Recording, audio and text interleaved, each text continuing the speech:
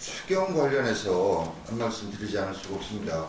원래 재난재해 추경이라고 시작을 해서 중간에는 경기부양 추경이라고 하더니 지금은 이 일본의 경제보복에 대한 대응책 마련을 위한 추경의 필요성을 얘기하고 있는데, 일본 경제보복과 관련해서 국회 본회의장에서 총리가 1,200억 얘기를 하더니 하룻밤 자고 일어나서 여당에서 3,000억 얘기했습니다. 지금은 7,000억, 8,000억 얘기를 하고 있는데 어디에 쓰겠다는 건지 제1야당의 정책의장인 저한테도 우리 당의 예결위의 위원장, 간사 어떤 분한테도 제대로 된 어떤 설명, 제대로 된 거 보세요. 어떤 식으로든 종이 한 장도 제대로 된 걸 본 적이 없는 이런 상황에 있습니다.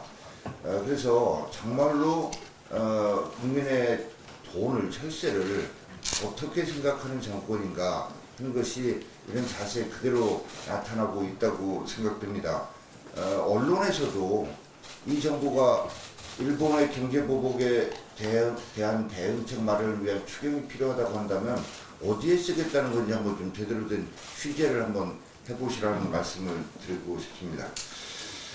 다음 달 예정된 한미연합훈련의 명칭에서 동맹이라고 하는 표현 빼기로 했다는 보도가 있었습니다. 또 반격훈련 생략한다고 합니다. 그래서 훈련의 초점을 전자권 전환 검증에 둔다고 하는데, 이 이유가 북한의 반발을 우려한 조치라고 합니다. 참으로 개탄스러운 이런 조치라고 하지 않을 수 없습니다. 지난주에 대통령이 취임 후에 처음으로 군 원로들을 청와대로 불렀습니다.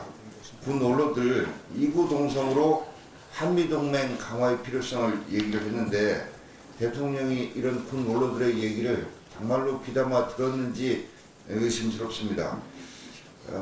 대통령께서 이 자리에서 군 기강회의에 대해서 책임을 느낀다고 말하기는 하면서도 핵심 책임자인 정경두 장관 끝까지 두둔하는 이런 모습을 보였습니다. 거기다가 어제 언론에 보도된 이 청와대 안보실 1차장의 행동, 이거는 정말 그대로 묵과할 수 없는 일입니다.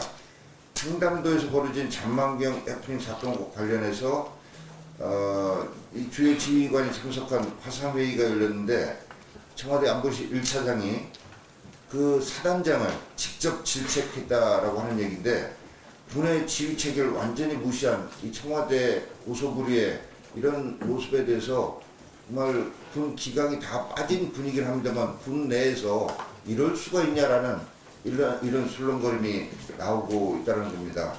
근데 이 사람은 문 대통령으로부터 엄중 경고까지 받은 사람이 이런 일을 하고 있습니다. 정말로 어쩌다가 우리 군이 이렇게까지 됐습니까? 문재인 대통령은 이 안보 1차장 경고가 누구는 도저히 안 될 사람입니다.